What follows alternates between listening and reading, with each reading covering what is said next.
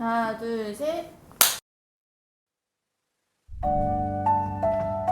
네, 저는 김영범이라고 합니다. 제 본명으로 소개할 일이 잘 없는데 간만에 제 이름으로 소개를 해보게 되네요. 저는 2003년부터 예수전도단 캠퍼스 월십이라는 팀에서 1, 2, 3집에 작곡도 하고 또 노래도 하고 했었습니다. 그때 발표해서 여러분이 좀 아실 만한 노래들이 말씀하시면 돌아서지 않으리, 하나님께서 당신을 통해, 그 외에 기타 등등 노래들이 있는데요. 좀 창작곡으로 예배했으면 좋겠다 그래서 참여했던 게 예상 밖으로 알려지게 되고 또 많은 분들이 좋아하게 되셔서 전문 음악가가 아니지만 유명한 곡을 만든 작곡자처럼 인정받게 됐습니다. 한동안 계속 예배인도 예배 사역들 하고 또 곡도 쓰고 하는 음악 작업들 2012년도에 제 솔로 음반도 발매를 했었는데요. 요즘은 사실 곡을 쓰거나 공연을 하는 일보다는 방송하는 일이 많기 때문에 그것도 이제 약간 요즘 부캐라고 하죠. 그냥 김프리라고 하거든요. 그래서 김프리로 활동을 많이 하고 있고요. 주변 분들도 그렇게 많이 알고 계십니다.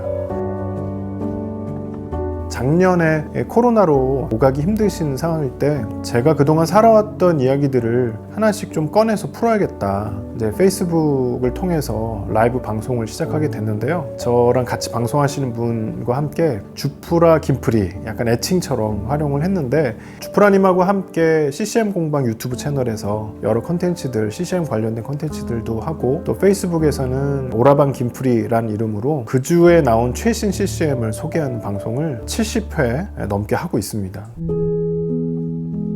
이렇게 특별한 신앙의 포인트가 막 있는 건 아니고요. 부모님이 크리스찬이셔서 어릴 때부터 그냥 교회를 나갔어야 됐었고요. 그런 친구들의 공통점은 사실 자기 선택이 아니니까 그냥 큰 의미 부여 없이 그냥 일상이 되어버린, 예배 마치면 그냥 집에 이렇게 도망가듯 오는 그런 유소년 시절 보냈고요. 중등부 2학년 여름 수련회를 교회에서 가서 예수님이 우리의 생명선이 되신다라는 주제로 되게 은혜롭게 경험하고 억지로가 아니라 교회에서 좀 이런저런 활동들을 하고 또 친구들 선후배들과도 좀 어울리면서 교회 일들을 해봐야겠다라고 생각을 하면서 교회 생활을 좀 더 적극적으로 하게 됐던 거. 그리고 사실 언제 정확하게 예수님을 인격적으로 영접했고 이런 기억을 잘라서 얘기하기는 어려울 것 같아요. 크게 사건이 있었던 건 아니었습니다.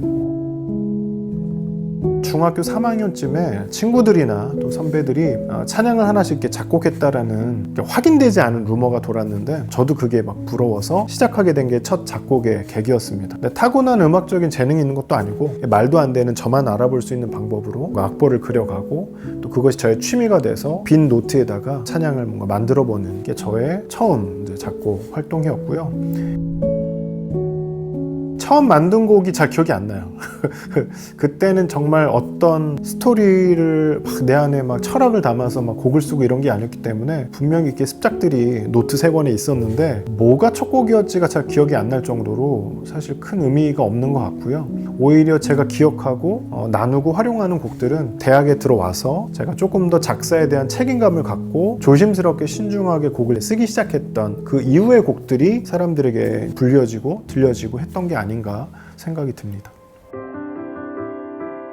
작곡 활동을 요즘 끄는 것도 아니고 언젠가 해야 되나 말아야 되나 이런 고민하는 것도 아니고요. 제가 가지고 있는 정체성이 사실 뮤지션이나 송라이터 이런 것보다 저는 스토리텔러의 정체성이 더 많다고 생각해요. 그리고 뭔가 남들이 많이 하지 않는 것에 관심을 갖는 그런 좀 기질이라 남들이 이렇게 작곡하지 않았던 그 예배곡들에 대해서 저는 나라도 써야겠다, 쓰고 싶다 이런 마음이 있어서 그 당시에 많이 썼고 또 음반을 냈고 많은 분들에게 보급을 했지만 곡을 많이들 쓰고 계시고 창작곡도 계속 쏟아져 나오고 있고 제가 직접적으로 예배인도 할 기회들이 요즘은 잘 없기도 하고 그러다 보니까 곡을 쓸 생각을 안 하게 되는 게 있고 내가 내 곡을 만들어서 사람들에게 보급하는 그런 에너지보다 다른 사람들의 좋은 곡들을 잘 선별해서 더 많은 사람들에게 들려지게 하자, 그리고 효과적으로 설명하고 설득해서 더 많은 분들에게 소개되게 하자, 좋아하게 하자 라는 것에 에너지를 쓰다 보니까 곡을 안 쓰고 있는 거지, 나는 작곡을 끊었어 라던가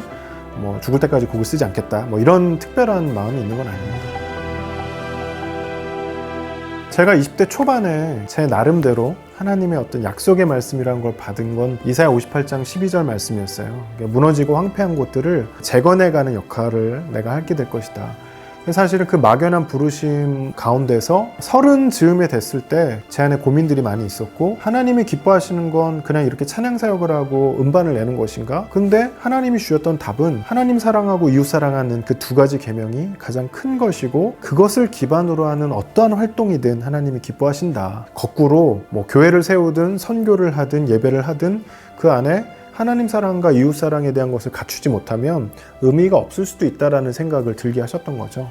그 하나님의 계명과 철학으로 활동하는 거라면 저는 모든 것이 다 의미가 있다고 생각을 해요. 5년 뒤에 10년 뒤에 어떠한 모양으로 제가 활동하게 될지는 잘 모르겠지만, 분명한 건 하나님을 사랑하고 또 내 옆에 있는 이들을 사랑하는 마음에서 그들의 필요를 채울 수 있다면 나에게 어떤 부귀영화를 가져다 주지 않는다 할지라도 좀 창의적으로 하고 싶다. 그 한 가지 마음이 제가 갖고 있는 철학입니다. 20대 대부분은 사실 너무나도 평범했던 청년이었고요. 남들보다 뛰어난 게 없었던 청년이었던 것 같아요. 그러다 20대 후반에 아까 말씀드린 곡들을 발표하면서 한순간에 유명한 작곡가, 능력 있는 작곡가처럼 불리우기도 했지만, 어떤 성공이 됐든 혹은 초라한 모습이었든 저는 그냥 그 자체로 값지다고 생각을 하고, 내가 더 못한 거, 제대로 하지 못한 연약함들도 있었고 부족함이 있었지만, 저는 그 20대 혹은 30대의 청년 김영범에 대해서 그때도 귀하고 아쉬움이 없다. 그 삶으로 돌아간다 할지라도 뭔가 더 잘해낼 보장도 없고, 걸었던 행적들 자체가 잘했다라고 저는 그냥 좀 격려해주고 싶고요. 큰 아쉬움을 갖고 있진 않아요. 청년이라는 거, 나의 청년 시절, 그리고 제가 생각하는 청년이란 끊임없이 시도하고 도전하는 것이다. 나이가 많이 들어도 도전하는 삶이라면 역시 청년이라 할 수 있지 않을까. 단순히 대세에 따라가지 않는, 휘둘리지 않는 그런 삶이고 싶고, 지금의 청년들에게도 그런 도전하는 삶이었으면 좋겠다.